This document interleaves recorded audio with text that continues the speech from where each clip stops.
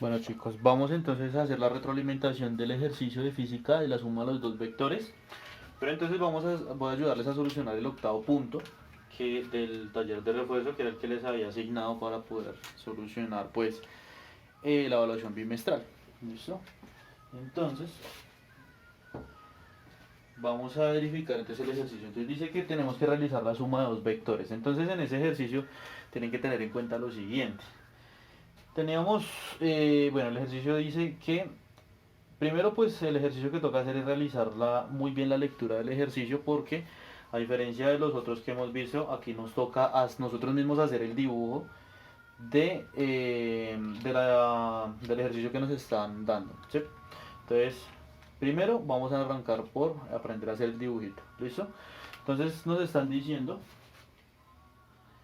que nuestro primer vector entonces está ubicado en el primer cuadrante. Primero vamos a verificar los cuadrantes. Entonces recuerden que tenemos primer cuadrante, voy a escribirlos acá. Entonces primer cuadrante, ese sería nuestro segundo cuadrante, tercer cuadrante y cuarto cuadrante.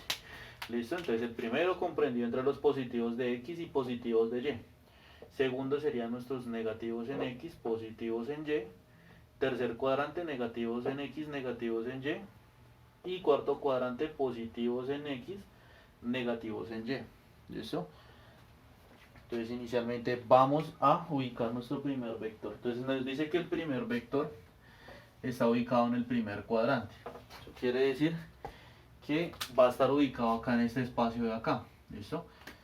Entonces vamos a ubicar nuestro primer vector. Lo único que nosotros sabemos de ese vector es que tiene una magnitud de 15 newtons. ¿Listo? Es un vector con 15 newtons. Esa es su unidad. Y tenemos que mirar ahora el ángulo. ¿Listo? Entonces el ángulo es donde tenemos que tener mayor precaución, porque no es lo mismo hablar de este ángulo de acá que hablar de este ángulo de acá. ¿Listo? Entonces es donde tenemos que tener la precaución. Según el ejercicio, entonces nos está diciendo que el vector tiene un ángulo de 30 grados con respecto al eje X. Entonces, si estamos hablando con respecto al eje X, quiere decir que estamos hablando de este ángulo. Entonces, es donde tenemos que tener precaución. Si nos estuvieran diciendo que es con respecto al eje Y, entonces estaríamos hablando del vector del ángulo que está acá arriba. ¿Listo? Ese que dice ahí con rojo. Pero nos están diciendo que es con respecto al eje X. ¿Listo? Eso quiere decir que es este ángulo de acá. ¿Listo? Entonces vamos a borrar esto porque esto es falso, esto no va acá. Nos están diciendo que este ángulo es alfa y que mide 30 grados. ¿Listo? Ese sería entonces nuestro primer vector.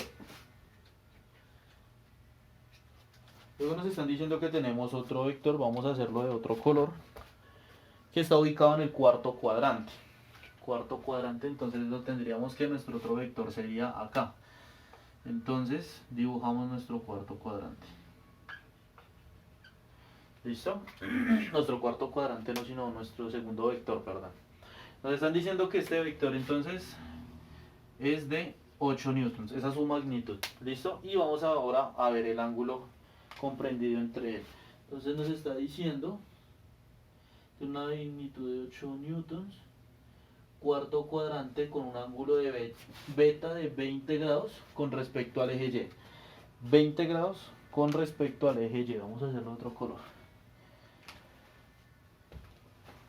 Como nos están diciendo que es con respecto al eje Y, eso quiere decir que nos estamos hablando de este ángulo de acá. ¿Listo? Este es beta, que son 20 grados. ¿Listo? 20 grados con respecto al eje Y.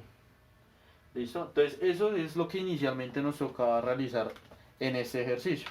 Vamos a dividir entonces este ejercicio, yo creo que aproximadamente en 4 partes, sí, más o menos 4 o 3 partes. La primera pues es esta, realizar el dibujo de nuestro ejercicio.